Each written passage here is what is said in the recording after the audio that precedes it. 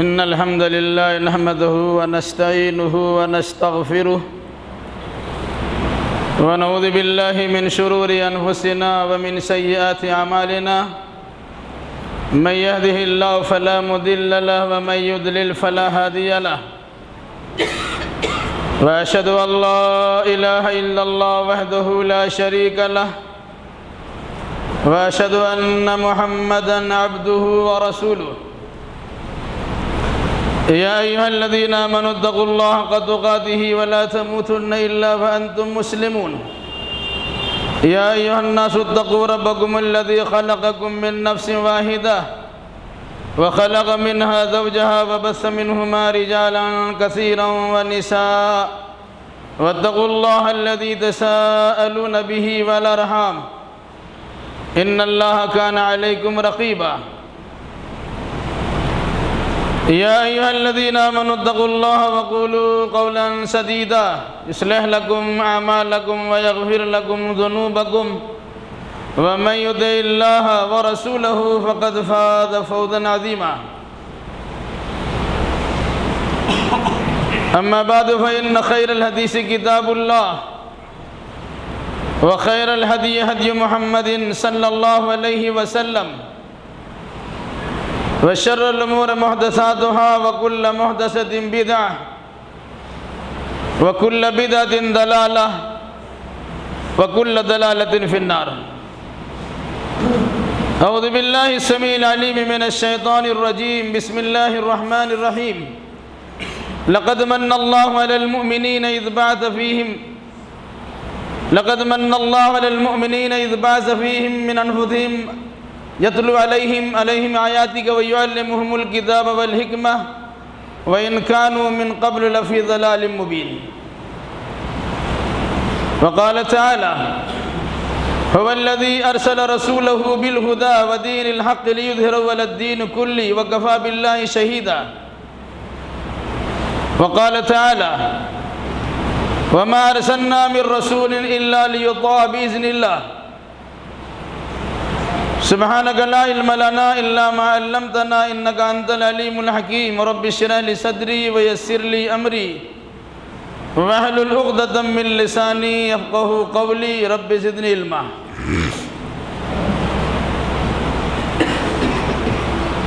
حمد و ثنا بڑائی کبریائی لائق و سزاوار ہے سارے جہان کے پالنہار اللہ رب ذوالجلال والاکرام کے لیے،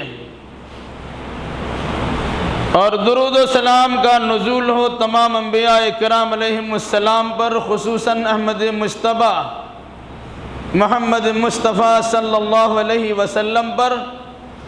اللہم صلی علی محمد وعلی آل محمد کما صلیت علی ابراہیم وعلی آل ابراہیم انکا حمید مجید۔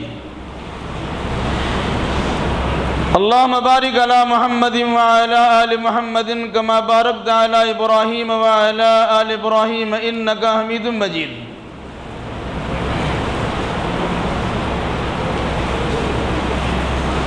بزرگوں، نوجوان ساتھیوں، پردہ نشی ماں اور بہنوں،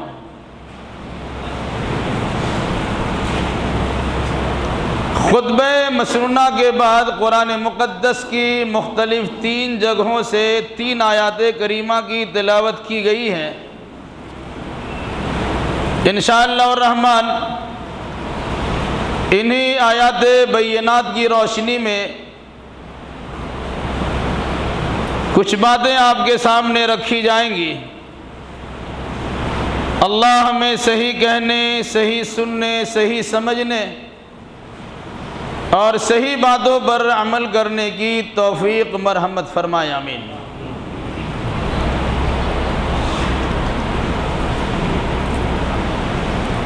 ربیع الاول کا مہینہ چل رہا ہے۔ عام طور سے مسلمانوں کے یہاں اس مہینے کی آمد پر سیرت النبی کا بیان سنا اور سنایا جاتا ہے۔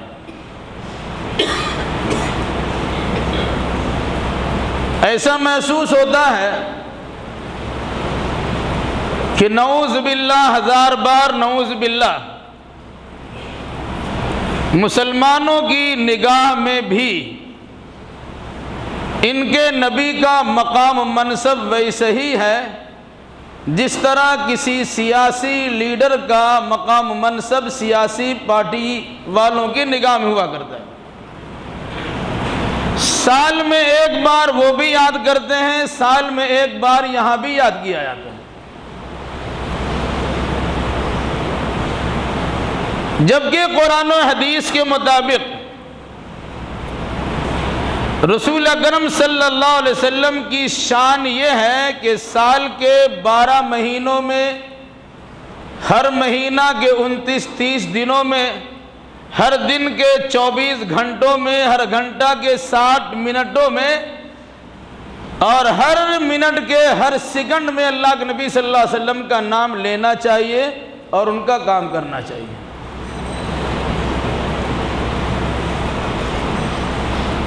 موجودہ دور میں مسلمانوں کی جانب سے اسی قسم کی بے حسی کی بنیاد پر مقامی اور علاقائی طور پر بھی اور عالمی پیمانے پر بھی رسول اکرم صلی اللہ علیہ وسلم کی شان میں گستاخیاں کی جاتی ہیں۔ پھر ہم مسلمانوں کا شیوا اس طرح ہوتا کہ وقتی طور سے ہم بھی ان اعتراضات کا جواب دینے میں اپنی ساری انرجی اور ساری طاقتیں لاس کر دیتے ہیں، اور پھر اگر کسی جانب سے معافی تلافی کی ہلکی سی بات آ جاتی تو ہم اپنا کالر اٹھا کے جینا شروع کرتے ہیں کہ ہم نے فلاں حکومت کو اور فلاں حکومت کے ذمہ دار کو اور فلاں کے وزیر اعظم کو، صدر مملکت کو گھٹنے ٹیکنے پر مجبور کر دیا، اور پھر اس کے بعد ہم خوشی سے پھولے نہیں سماتے۔ گزشتہ مہینہ یعنی اکتوبر کے ابتدائی ایام میں فرانس کے ایک اسکول میں ایک ٹیچر نے اللہ کے نبی صلی اللہ علیہ وسلم کا خاکہ بنایا، کارٹون بنایا۔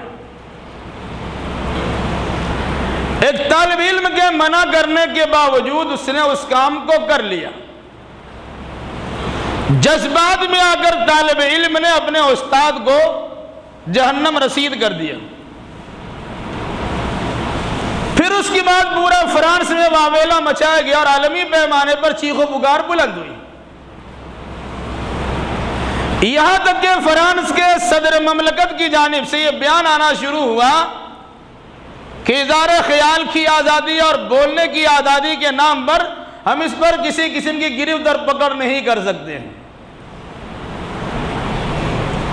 معاملہ چلتا رہا یہاں تک کہ عالمی پیمانے پر بائیکاٹ ہوا اس کی مصنوعات سے متعلق، پھر اس میں تلخیاں جب پیدا ہوئی، پھر نرمی اس کے اندر آئی، اور نتیجے کے طور پر کہنا پڑا کہ ہماری بات کو لوگوں نے توڑ مروڑ کے پیش کیا ہے۔ یہ عام طور سے سیاسی لیڈروں کا اکثر و بیشتر بیان ہوتا ہے۔ اس قسم کا بیان آیا، ہم خاموش ہو گئے، اور ہم سمجھتے ہیں کہ اللہ کے نبی صلی اللہ علیہ وسلم کی آمد کا اور ان کی بعثت کا ہم نے حق ادا کر دیا۔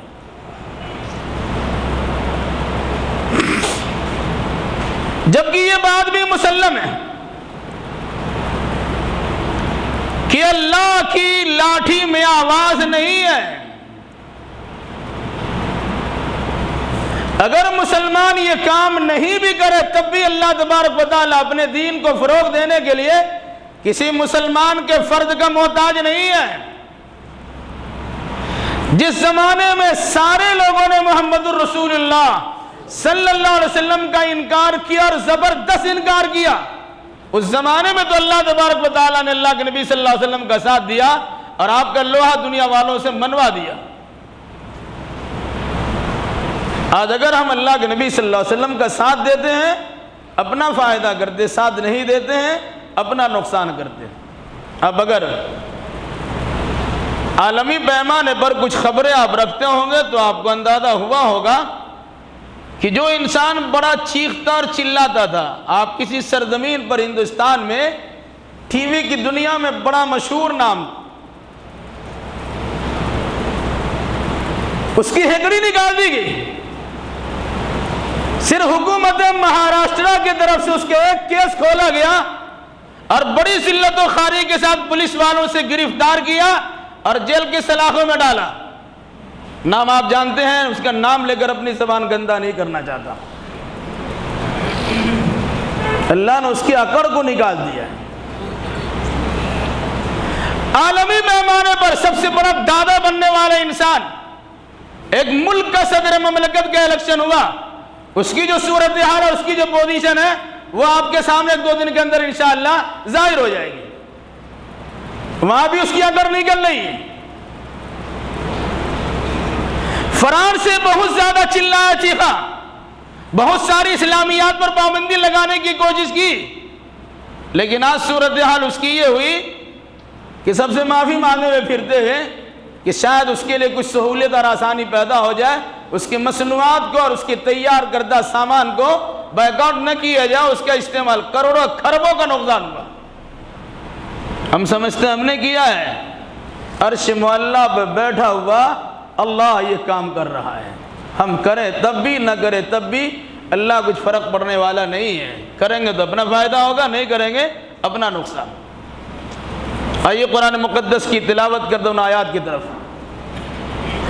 لَقَدْ مَنَّ اللَّهُ عَلَى الْمُؤْمِنِينَ إِذْ بَعَثَ فِيهِمْ رَسُولًا مِّنْ أَنفُسِهِمْ يَتْلُو عَلَيْهِمْ آيَاتِهِ وَيُزَكِّيهِمْ وَيُعَلِّمُهُمُ الْكِتَابَ وَالْحِكْمَةَ وَإِنْ كَانُوا مِنْ قَبْلُ لَفِي ضَلَالٍ مُّبِينٍ۔ یقیناً اللہ نے احسان کیا ہے، کس پر؟ مومنوں پر۔ اذ بعث فیہم رسولا من انفسہم، جب اللہ نے انہی میں سے ایک رسول کو بھیجا ہے۔ یتلو علیہم آیاتہ، یہ رسول انہیں اللہ کی آیتیں پڑھ پڑھ کے سناتے ہیں۔ وَيُزَكِّيهِمْ، تلاوت قرآن کے ذریعے ان کا تزکیہ اور ان کی پاکیزگی اور صفائی کا بطور خاص خیال کرتے ہیں۔ وَيُعَلِّمُهُمُ الْكِتَابَ وَالْحِكْمَةَ، اور یہ نبی انہیں کتاب اور حکمت کی تعلیم دیتے ہیں۔ وَإِنْ كَانُوا مِنْ قَبْلُ لَفِي ضَلَالٍ مُّبِينٍ، اگرچہ لوگ اس سے پہلے کھلی ہوئی گمراہی کے اندر تھے۔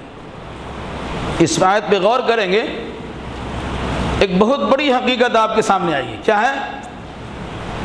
اللہ کی بے شمار نعمتیں ہیں، ان گنت لا تعداد نعمتیں ہیں، جن کی گنتی نہیں کی جا سکتی، بلکہ اللہ کی ایک ایک نعمت کے جو فائدے ہیں، اس ایک نعمت کے فوائد کی گنتی نہیں کر سکتے، جس کا تذکرہ قرآن نے خود کیا ہے۔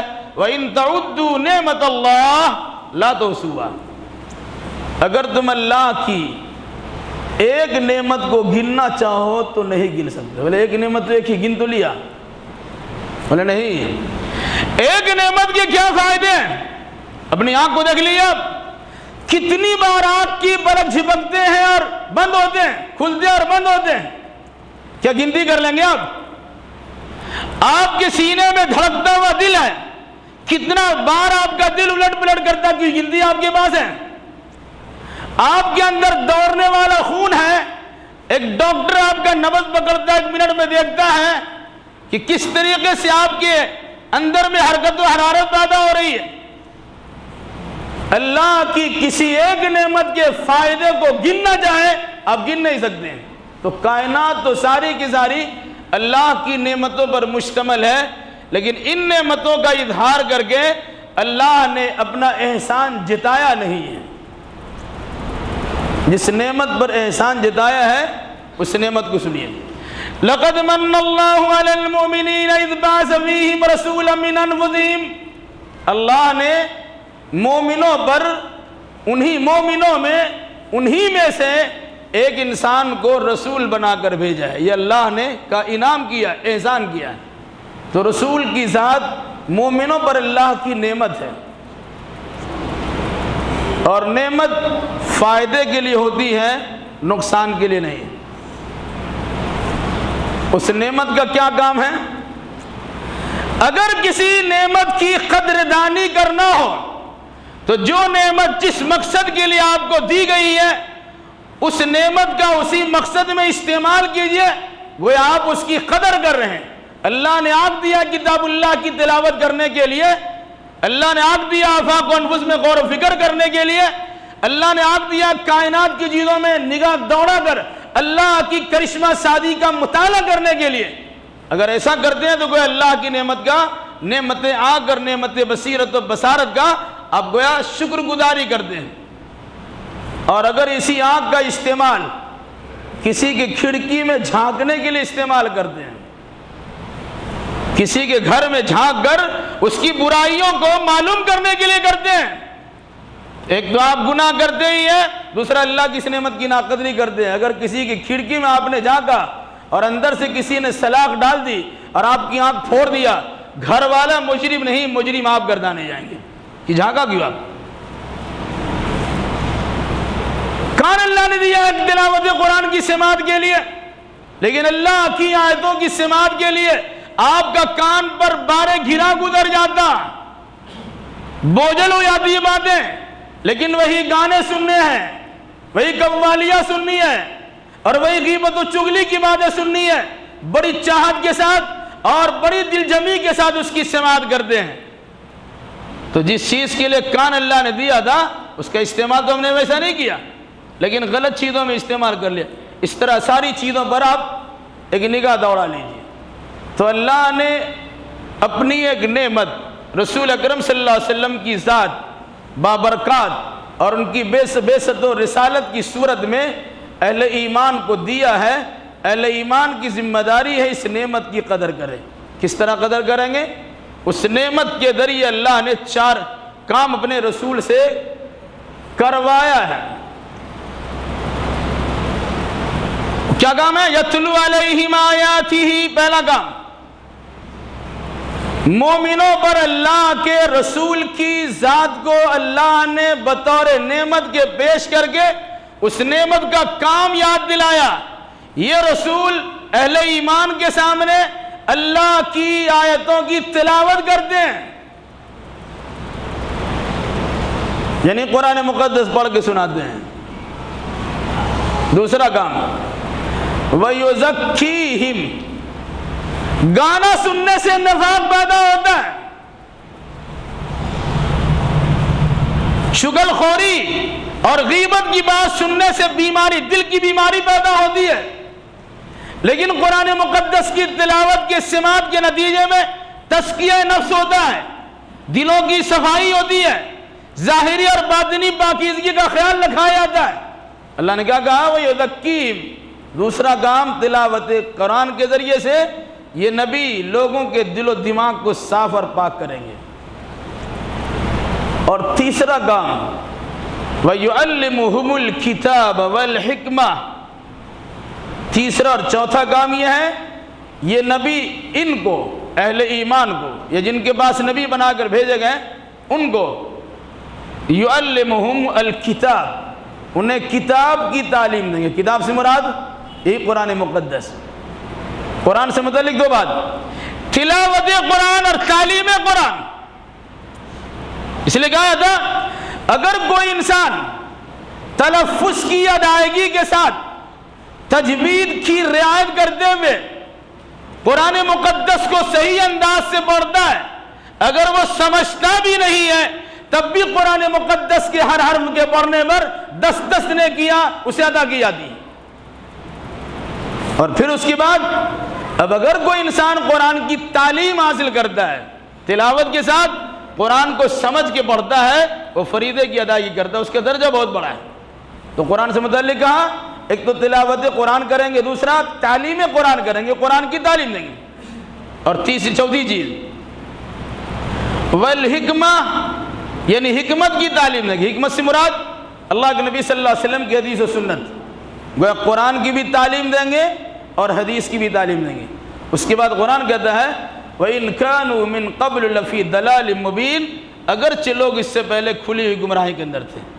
گویا اس کتاب کے تلاوت سے، اس کتاب کی تعلیم سے اور اس حدیث رسول کی تعلیم سے ایک طرف انسان کی اندرونی چیزوں کی تزکیہ اور صفائی ہوتی ہے، اور دوسری جانب ظاہری باطنی گمراہیوں سے انسان کو نجات دلایا جاتا ہے۔ اور اسی بنیاد پر اللہ نے کہا لَقَدْ مَنَّ اللَّهُ عَلَى الْمُؤْمِنِينَ اِذْ بَعَثَ فِيهِمْ رَسُولًا مِّنْ أَنفُسِهِمْ، انہی میں سے ایک رسول کو بھیج دیا۔ رسول بھیجے کیوں جاتے ہیں؟ 12 ربیع الاول منانے کے لیے، یا ربیع الاول کے مہینے میں اللہ کے نبی صلی اللہ علیہ وسلم کے ساتھ اپنے تعلقات کی اظہار کے لیے؟ نہیں۔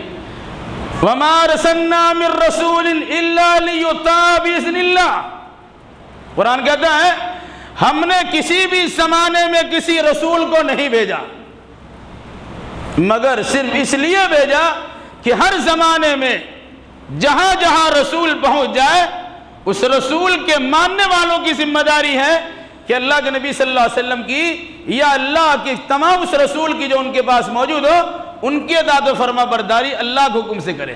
چونکہ ہمارے پاس اللہ کے نبی صلی اللہ علیہ وسلم ہے، ہماری ذمہ داری ہوگی کہ رسول سے محبت کے اظہار کے ساتھ رسول کی اطاعت و فرما برداری کرنا۔ ایک اور آیت سن لیجیے، پھر بات ہم کہتے ہیں، آگے بڑھتے ہیں۔ هو الذي أرسل رسوله بالهدى ودين الحق ليظهره على الدين كله وكفى بالله شهيدا، وہی اللہ ہے جس نے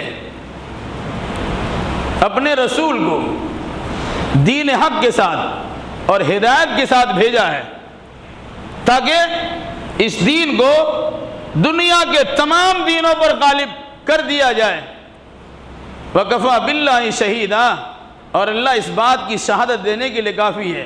اور یہ اللہ نے فرمایا وَلَوْ كَرِهَ الْمُشْرِكُونَ، اللہ کا دین تمام دینوں پر غالب ہو کر رہے گا اگرچہ مشرک لوگ اسے ناپسند کریں گے۔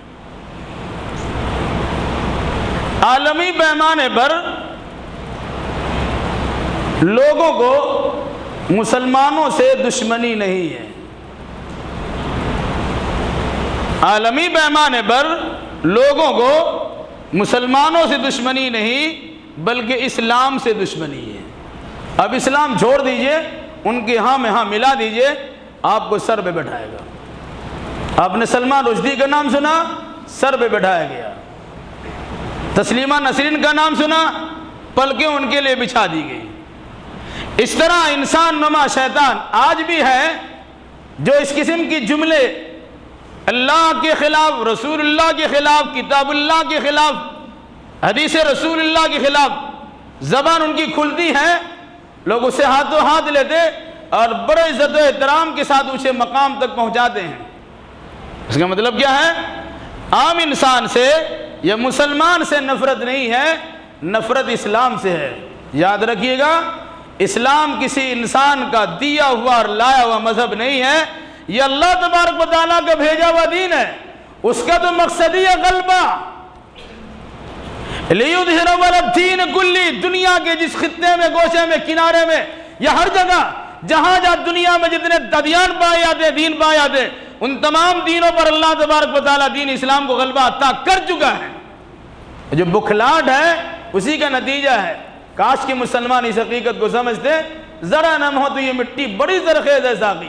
مسلمان تھوڑی سی اپنے اندر نرمی پیدا کر لے اور اسلام کے تئیں اپنے اندر چاگردی پیدا کر لے، پھر دنیا پہ چھانے میں کسی قسم کی دیر آپ کو نہیں لگ سکتی ہے۔ مگر ہمارا حال کیا ہے؟ ہم تو آپس میں لڑتے ہیں، آپس میں الجھتے ہیں، آپس میں گلا شکوہ کرتے ہیں، آپس میں ساری حرکتیں کرتے ہیں، لیکن جس مقصد کے لیے دین ہمارے پاس آیا، جس دین پر ہم مر مٹنے کا جذبے کا اظہار تو کرتے ہیں لیکن اس پر عمل کرنے کے لیے تیار نہیں ہوتے ہیں۔ ابھی آپ نے سنا، اگر کسی نے اللہ کے رسول کا کارٹون بنایا، بہت غلط کام کیا، فتویٰ یاد رکھیے گا، شاتم رسول کی سزا کیا ہے؟ علامہ ابن تیمیہ رحمۃ اللہ نے کتاب لکھی الصارم المسعور علی شاتم الرسول، سونتی ہوئی تلوار ہے جو دشمن رسول کی گردن پہ پڑنے کے لیے تیار ہے۔ اگر کوئی انسان اللہ کے رسول کی شان میں گستاخی کرتا ہے، اسے روئے زمین پہ رہنے کا حق نہیں ہے۔ قانون کو اپنے ہاتھ میں نہ لیجیے، ایک الگ سی بات ہے، لیکن اگر کسی کے سامنے جذباتی معاملہ ان کے سامنے آ جائے اور وہ کر گزرے ایسے شاتم رسول اور گستاخ رسول کا سر قلم کر دے، وہ اللہ تبارک و تعالیٰ کے مجرم نہیں گردانا جائے گا، قانون کی نگاہ میں مجرم گردانا جا سکتا ہے۔ اگر اس طالب علم نے ایسا کیا ہے، کوئی گناہ کام نہیں کیا کہ اس کی سزا وہی ہے۔ مگر اگر کسی نے یہ کام کر دیا، ہم اس کی واہواہی تو کرتے ہیں اور اس سے بدتر کام کرنے کے لیے ہم خود تیار ہیں۔ کارٹون بنانا اگر اللہ کے نبی صلی اللہ علیہ وسلم کی شان میں گستاخی ہے، اور یقیناً گستاخی ہے، ایسے گستاخ کو سزا ملنی چاہیے اور ضرور ملنی چاہیے۔ کیا 12 وفات کے دن 12 ربیع الاول کے نام پر ہیپی برتھ ڈے یا رسول اللہ کہہ کر خانہ کعبہ کی طرح اور مسجد نبوی کی طرح کیک بنا کر اسے کاٹا جائے؟ مسجد نبوی کی توہین نہیں ہے اور کعبۃ اللہ کی تذلیل نہیں ہے، ایسے لوگوں کے بارے میں آپ کا کیا خیال ہے؟ لیکن یہ سب گوارا کر لیا گیا ہیپی برتھ ڈے یا رسول اللہ کے نام پر۔ آپ نے دیکھا ہوگا کیک کاٹا گیا کعبۃ اللہ کا بنا کر کے اور اسے کھایا گیا۔ اب کعبہ کھانے والے کیسے انسان ہیں، اور مسجد نبوی کو تہ دیگ کرنے والے، چھری سے ذبح کرنے والے اب کیسے مسلمان ہیں بھائی؟ لیکن یہ سب گوارا کر لیا، کیوں؟ کہ ہم اللہ کے نبی صلی اللہ علیہ وسلم سے محبت کے اظہار کرتے، لا حول ولا قوت الا باللہ۔ اگر ہمیں اللہ کے رسول سے الفت و محبت ہے تو میں صرف آج کی جمعہ میں 1-2 کام کی رہنمائی کرتا ہوں، آپ اس پہ غور فکر کیجئے اور اللہ کے واسطے اپنے رسول سے محبت کے اظہار کا اس طریقے کو ضرور اپنائیے۔ رسول ہونے کی حیثیت سے رسول اکرم صلی اللہ علیہ وسلم نے سب سے پہلا کیا کام کیا، اور رسول ہونے کی حیثیت سے رسول اکرم صلی اللہ علیہ وسلم نے دوسرا کیا کام کیا؟ صرف 2 کام آج آپ کے لیے ہیں۔ آپ نے اس سے پہلے سنا، شاید یاد نہ ہو۔ پہلا کام کیا ہے؟ جب آپ کی عمر 40 سال کی ہوئی ہے تو پہلا کام یہ کیا کہ آپ نے قرآن پڑھا ہے۔ اقرأ بسم ربک الذی خلق، 4 ہفتے پہلے اس پر خطبہ ہو چکا ہے، 4 جمعہ خطبہ ہوگا۔ سب سے پہلا کیا کام کیا؟ یہ نہیں دیکھا کہ آپ کی عمر 40 سال کی ہو رہی ہے، مزاج کیا ہے، اب تو بچہ بڑا ہو کہ کیا پڑھے گا، ہم تو بڑا ہو کیا پڑھیں گے۔ قرآن پڑھنے کے لیے کوئی عمر کی قید نہیں ہے۔ جب سے آپ کی زبان سے قرآن کے الفاظ نکلنا شروع ہو جائے یا نکالنے کی صلاحیت پیدا ہو جائے، تب سے قرآن مقدس کا پڑھنا آپ کے لیے ضروری ہے اور مرتے دم تک پڑھنا ضروری ہے۔ خود اللہ کے نبی صلی اللہ علیہ وسلم نے قرآن 40 سال کی عمر میں پڑھنا شروع کیا اور 63 سال کی عمر تک پڑھتے رہے۔ پہلا کام کیا ہے؟ اگر رسول سے محبت ہے، اگر محمد سے محبت ہے مت کیجئے، لیکن محمد الرسول اللہ سے محبت ہے تو پہلا کام آپ کو یہ کرنا ہوگا کہ آپ نے رسول کی حیثیت سے قرآن مقدس کی تلاوت کی ہے اور سب سے پہلے قرآن مقدس کو پڑھا ہے، اللہ کا نام لے کے تعلیم حاصل کی ہے، اور پھر اس کے بعد جب آپ نے تعلیم حاصل کر لی تو دوسرا کام اللہ کے نبی صلی اللہ علیہ وسلم نے کیا کیا ہے؟ یا ایھا المدثر قم فانذر وربک فکبر وثیابک فطہر والرجل فاہجر ولا تمنن تستکثر ولربک فاصبر۔ پڑھیے سورہ مدثر۔ پہلا کام پڑھائی ہے، دوسرا کام سلائی نہیں ہے۔ علماء طبقہ کو دیکھا ہے تو پڑھ لیا، چادر تان کے خوب آرام کرتے ہیں، اور تبلیغ کے میدان میں وہ انسان اترتا ہے جو تبلیغ کے تا سے بھی واقف نہیں ہوتا ہے۔ 2-4 کتابیں پڑھتا ہے انسان اور اپنے آپ کو مبلغ اسلام سمجھتا ہے اور اسلام کا اسکالر کی حیثیت سے پیش کرتا ہے، وہ کتنی جگہوں پر تماچے کھاتا اور کتنی جگہ پر پیچ و خم یا پیچ و تاب کھاتا، انہیں خود احساس نہیں ہوتا ہے۔ بہرحال تو پہلا کام تعلیم اور دوسرا کام تبلیغ ہے کہ اللہ کے نبی صلی اللہ علیہ وسلم نے تعلیم حاصل کی اور اس بوجھ کے اٹھانے میں تھوڑی دقت و پریشانی محسوس ہوئی تو اپنی شریک حیات گھر والی سے کہا زملونی چادر اڑاؤ، کمبل اڑاؤ، بڑا ٹھنڈا لگ رہا ہے۔ اتنا بڑا بار گرا ہمیں دیا گیا جس کے بوجھ کے اٹھانے کے نتیجے میں کبھی بدن پہ تاری ہو گئی تو گھر والوں نے کمبل اڑا دیا۔ ابھی 10 دن کا زمانہ بھی نہیں گزرا ہے کہ قرآن مقدس نے دوسرا حکم سنایا، پڑھ لیے ہیں، اب آرام نہیں کرنا ہے، کرنا کیا ہے؟ یا ایھا المدثر، اے کملی اوڑھنے والے۔ آج کملی والے آقا کا تذکرہ بہت ہوتا ہے، اور کملی اڑھانے کا ذکر ہوتا ہے، قرآن نے اڑھانے کا تذکرہ نہیں کیا، اتارنے کا تذکرہ کیا۔ یا ایھا المدثر قم، اے کملی اوڑھنے والے اٹھیے۔ کمبل لے کے انسان اٹھتا ہے کہ کمبل چھوڑ کے اٹھتا ہے؟ قم فانذر، لوگوں کو خبردار کر دیجئے۔ تو تعلیم پر ابھی 10 دن کا زمانہ نہیں گزرا کہ تبلیغ کا حکم ملا ہے۔ اگر اللہ کے رسول سے الفت و محبت ہے تو ہماری ذمہ داری ہے اس آیت کریمہ کی روشنی میں کہ وما ارسلنا من رسول الا لیطاع باذن اللہ، دنیا میں رسول اسی لیے آتے ہیں کہ اللہ کے حکم سے ان کی بات مانی جائے، ان کے نقش قدم پر چلا جائے، ان کی اطاعت و فرما برداری کی جائے، ابتدائی 2 کام تو کر لیا جائے، ان کے مطابق پڑھا جائے اور ان کے مطابق تبلیغ کی جائے۔ تبلیغ کریں گے تو دنیا والوں کے سامنے اللہ کے رسول کی شان بھی ظاہر ہوگی اور اللہ تبارک و تعالیٰ کی کتاب کی شان بھی ظاہر ہوگی۔ کتاب اللہ اور رسول اللہ دونوں سے متعلق لوگوں کے سامنے بیانات آئیں گے۔ آج ہمارے برادران وطن کو یہ پتہ نہیں ہے کہ رسول کیا ہے اور اللہ کی کتاب کیا ہے، اور ہم برادران وطن کو کیا کوسیں؟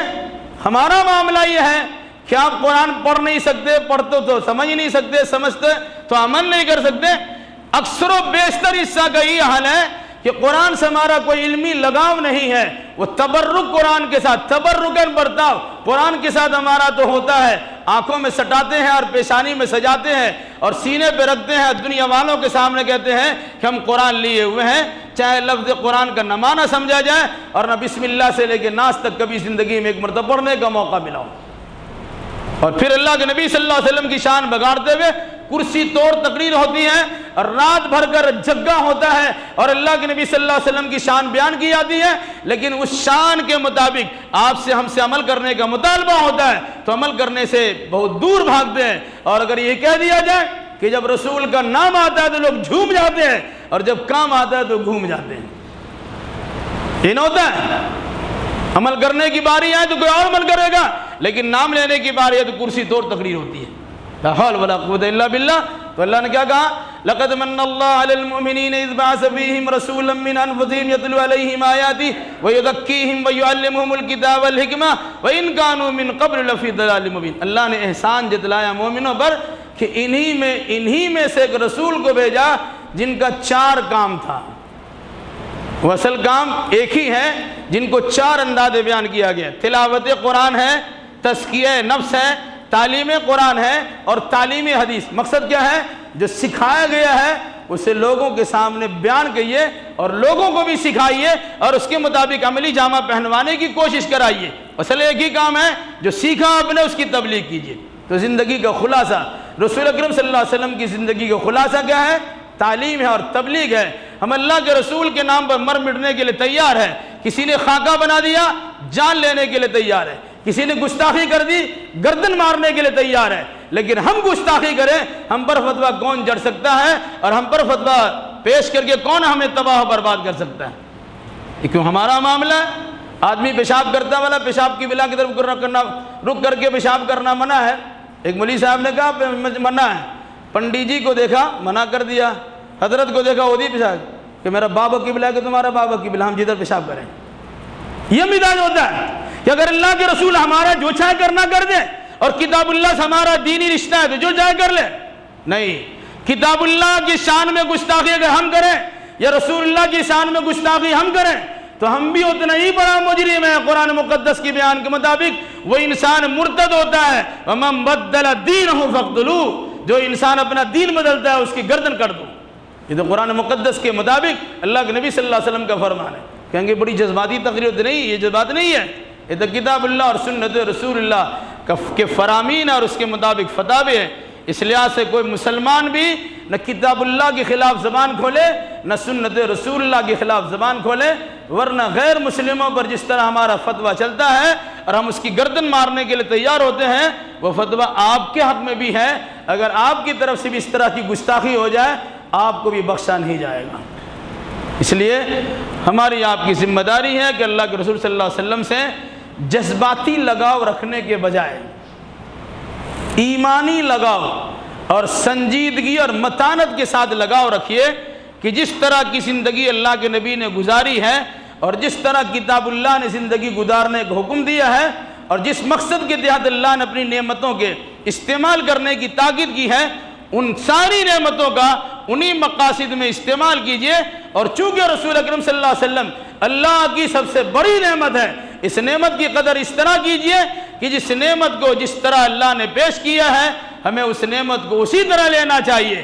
جن کی زندگی کا ماحصل یہی ہے، یا تو پڑھنا ہے یا تو پڑھانا ہے، یا تو تعلیم ہے یا تو تبلیغ ہے، اگر اس کے علاوہ کوئی چیز آپ کی زندگی میں دیکھ لیجئے، تبلیغ میں سارے مسائل آ جاتے ہیں۔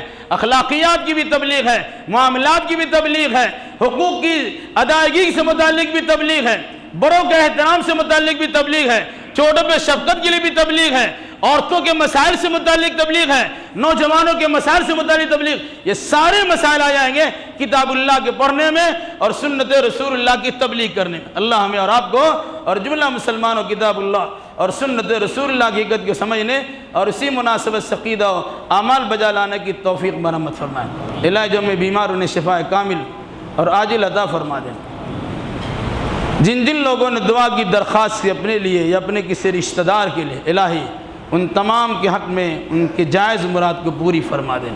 جنہوں نے اپنے مریضوں کی شفا یابی کی دعا کی درخواست کی ہے، اے اللہ تو اپنے فضل و کرم سے ان کے مریضوں کو شفا عطا فرما دیں۔ جب تک ہمیں زندہ رکھ کتاب اللہ اور سنت رسول اللہ پر عمل کرتے ہوئے زندہ رکھ، اور جب ہمارا خاتمہ ہو انہی دونوں کی ترویج اشاعت کرتے ہمارا خاتمہ ہو۔ قولی ھذا واستغفر اللہ لی ولکم ولسائر المسلمین وآخر دعوانا الحمد للہ رب العالمین۔